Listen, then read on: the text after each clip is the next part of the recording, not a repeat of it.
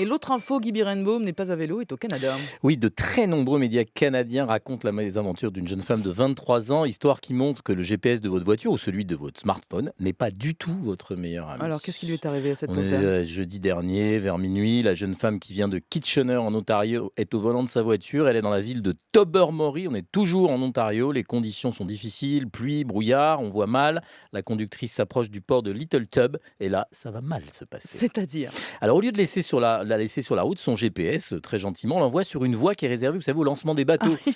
Et alors, en fait, la voie se trouve dans le prolongement de la route et elle se poursuit dans l'eau. Et ben, ça n'a pas loupé. La Aïe. voiture a plongé dans le lac Huron.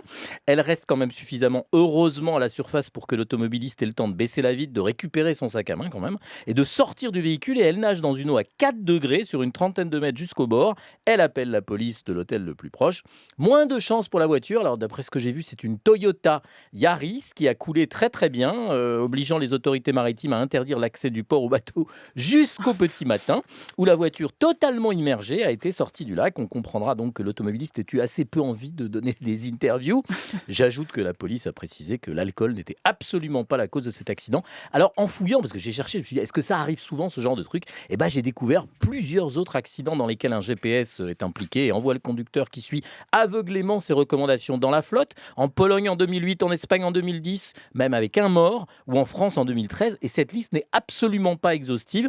Alors je vous en conjure, ne faites pas une confiance aveugle à votre GPS. Mmh. Moi, très récemment, je vous jure que c'est vrai, j'étais avec une de mes filles à Nice, le GPS s'éteint, se rallume et soudainement, il me localise en Allemagne. Alors, c'est une voiture allemande, je sais bien, mais ça m'a un peu étonné parce que l'Allemagne et Nice, je vois pas bien le rapport.